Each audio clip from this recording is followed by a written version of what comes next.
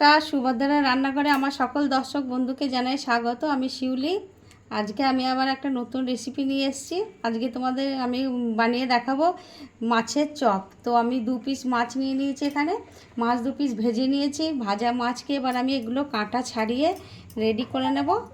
তারপরে কি করছি তোমাদের দেখাচ্ছি। আমি কড়া বসিয়ে দিয়েছি, কড়াতে সর্ষের তেল দিচ্ছি। আমি মাছটা একদম কাটা ছাড়িয়ে পরিষ্কার করে রেডি করে নিয়েছি। এবারে আমি তেল দিয়ে দিচ্ছি কড়াতে, পেঁয়াজ কুচো দিয়ে দিলাম,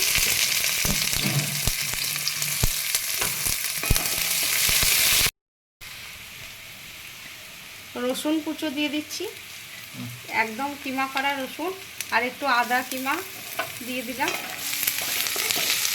এবারে একটু ভালো করে এগুলো ভেজে নেব। কাঁচা লঙ্কা দিয়ে দিচ্ছি কতগুলো,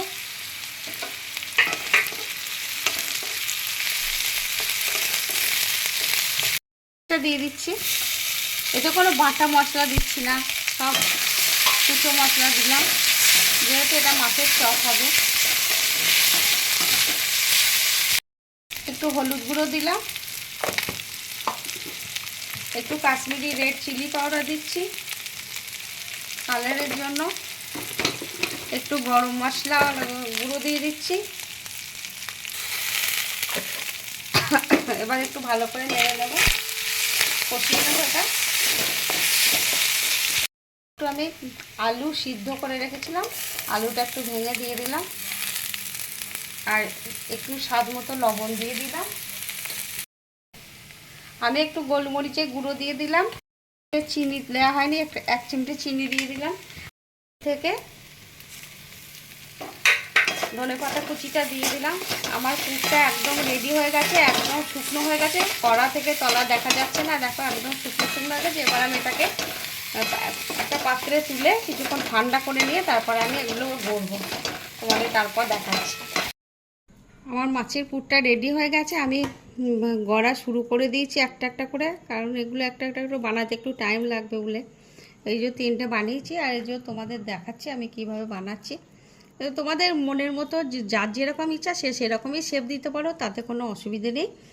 আমি এরকমভাবে বানাচ্ছি, তোমরা তোমাদের ইচ্ছা মতো শেপ দেবে।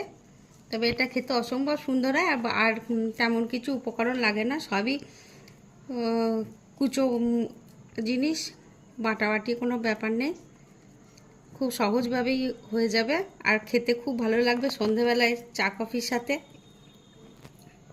ডিমের গোলাতে ডুবিয়ে ভাজবো বলে আমি ডিম নিয়ে দিয়েছি। এবার ডিমটা ফেটিয়ে নেব। ডিমের গোলার মধ্যে একটু লবণ দিয়ে দিলাম, একটু গোলমরিচের গুঁড়ো দিয়ে দিচ্ছি জাস্ট, আর একটু অল্প করে একটু কর্নফ্লাওয়ার দিয়ে দিচ্ছি, দিয়ে আমি এবার ভালো করে এটাকে ফেটিয়ে নেব। আমার গোলাটা রেডি হয়ে গেছে। এবারে আমি চপগুলো, একটা চপকে নিয়ে আমি ডিমের গোলার মধ্যে ভালো করে ডুবিয়ে নিলাম। এবার ব্রেড ক্রাম্বসে মাখিয়ে নেব, ব্রেড ক্রাম্বস মাখিয়ে ডবল কোট করব। হ্যাঁ, আমি আর একবার ডিমের গোলার মধ্যে ডুবিয়ে নেব, নিয়ে ব্রেড ক্রাম্বস মাখিয়ে নিচ্ছি। এরকম করে আমি সবগুলো রেডি করে নিই। আগে ছেড়ে দিচ্ছি, তেল গরম হয়ে গেছে।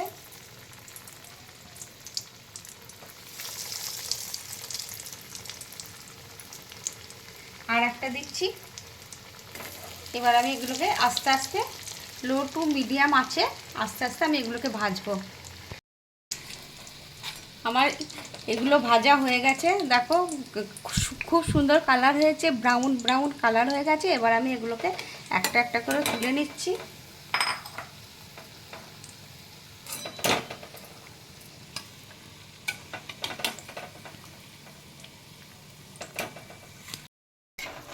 এবার আমার বাকিগুলো হয়ে গেছে, এগুলো আমি এবারে তুলে নিচ্ছি।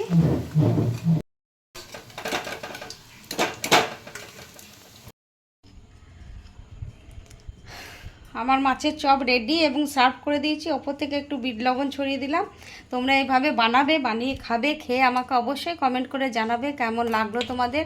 আমি অসম্ভব সুন্দর হয়েছে। আমাদের বাড়িতে দুটো খাওয়া হয়ে গেছে অলরেডি, যার জন্য তোমাদের বলতে পারছি সত্যি খুব সুন্দর হয়েছে।